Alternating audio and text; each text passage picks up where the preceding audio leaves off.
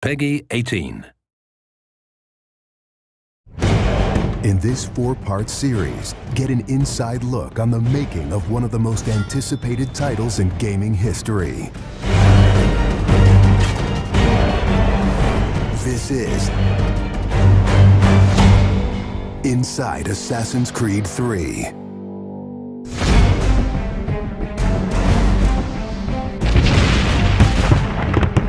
Something we really wanted to emphasize was the sheer brutality of combat in the period. We've all seen the paintings of the revolution, and death is glorified, death is angelic, but it wasn't that way on the battlefield. It was a brutal conflict. It feels that you're constantly going through dynamic fights, and that's not something technically we could do in the past. So it was like a personal challenge on the team to say, no, I think we can do this.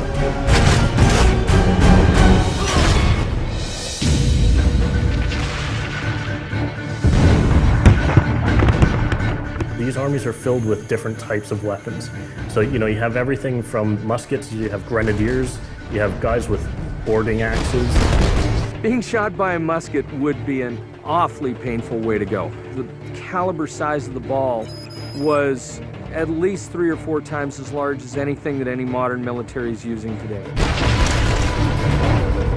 After the muskets were discharged, they would charge with their bayonets.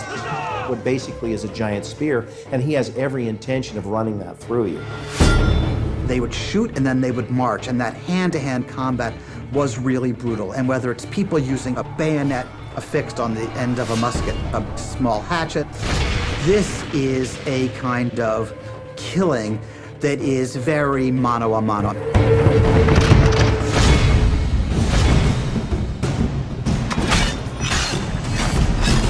All the animations, all the weapons are brand new. It was interesting to start on a new style of fighting that is much more close and aggressive. Connor's favorite weapon is the tomahawk, obviously super deadly in hand-to-hand combat. Also the bow and arrow. It fits with his native heritage and it's lethal.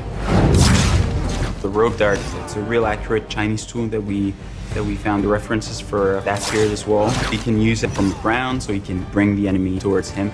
It gives him the ability, for example, on a tree, to hang someone from above.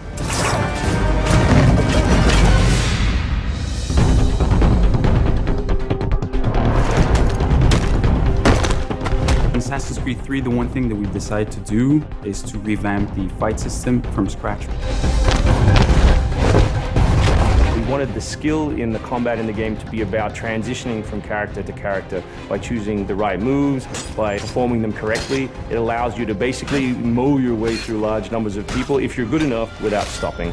What do you do if you go into a bunch of guys with muskets and they try and shoot you? So we had to figure out, can you dodge them? Can you run away?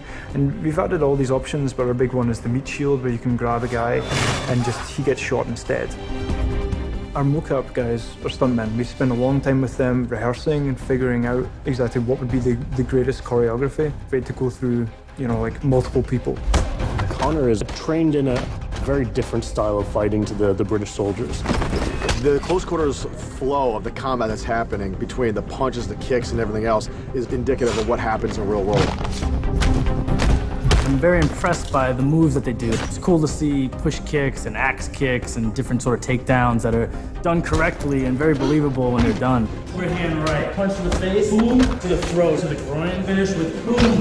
This is something new for us that we're really proud of. It's fast, it's fluid, and you go through these guys like butter.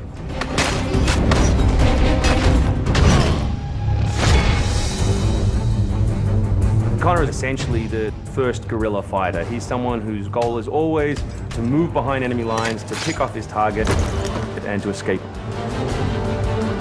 Employing guerrilla tactics, or what we now know today as asymmetric warfare, was something that truly was a component of the American Revolution. They learned what we would think of as guerrilla-style warfare. You sort of hit quickly and then disappear. American tactics were really frowned upon by the British because the Americans did adapt the tactics that were used by the Native Americans from the French and Indian War. The first big battle, Lexington and Concord, takes place on a New England town green. And as the soldiers march back to Boston, they are marching along a dirt road lined by stone. You know, it's not the most effective strategy, wearing your bright red coat and march through the woods while some farmer's trying to shoot at you. The Americans brought a tactic that they couldn't really cope with. They essentially took it away from the battlefield and they started guerrilla tactics.